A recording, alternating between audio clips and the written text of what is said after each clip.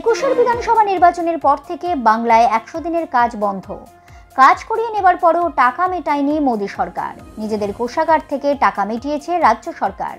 প্রাপ্যের দাবিতে রাজধানীতেও পৌঁছেছিল বাংলার আন্দোলনের ঢেউ। সম্প্রতি কেন্দ্রীয় সরকারকে কলকাতা হাইকোর্ট নির্দেশ দিয়েছে অবিলম্বে বাংলায় 100 দিনের কাজ চালু করতে হবে। কিন্তু তারপরও নিরুত্তাপ কেন্দ্র। 12 দিন কেটে গিয়েছে, মোদী সরকার অনড়, কোনো ইতিবাচক পদক্ষেপ করা হয়নি।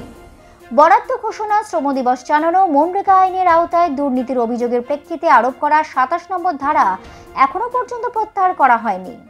রাজ্য সরকার সব শর্ত পূরণ করেছে। এবার আদালতের নির্দেশের পরও আমল দিচ্ছে না বিজেপি সরকার। বিজেপি শাসিত কেন্দ্র সরকারের ভূমিকা নিয়ে প্রশ্ন উঠছে। রাজনৈতিক স্বার্থেই আদালতের নির্দেশ উপেক্ষা করে বাংলাকে ভাতে মারা চক্রান্ত চালিয়ে যাবে দিল্লি। দিল্লির বাতাসে খবর ভাসছে, শিবরাজ সিং চৌহানের গ্রামোন্নয়ন মন্ত্রক প্রধানমন্ত্রীর সবুজ সংকেতের অপেক্ষায় রয়েছে। কলকাতা হাইকোর্টের নির্দেশকে চ্যালেঞ্জ করা হবে নাকি মেনে নেওয়া হবে, এই নিয়েই দ্বন্দ্বে কেন্দ্র। গ্রামোন্নয়ন মন্ত্রকের সচিব শৈলেশ কুমার সিং বাংলার এক দৈনিক পত্রিকাকে জানিয়েছেন, তিনি কিছু বলতে পারবেন না, এখনো কিছু ঠিক হয়নি। বাংলার পঞ্চায়েত মন্ত্রী প্রদীপ মজুমদারের কথায় আদালত কান মুলে দেওয়ার পরও কোনো বার্তা আসেনি। কেন্দ্রের এই বঞ্চনা সব সীমা অতিক্রম করে যাচ্ছে।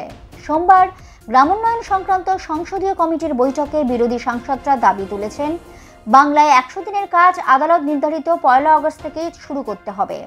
বাংলায় 100 দিনের প্রকল্পের কাজ বন্ধ এবং টাকা আটকে রাখার বিষয়টি ওঠে বৈঠকে। সাফ কথায় কেন্দ্রের উপর চাপ বাড়ছে।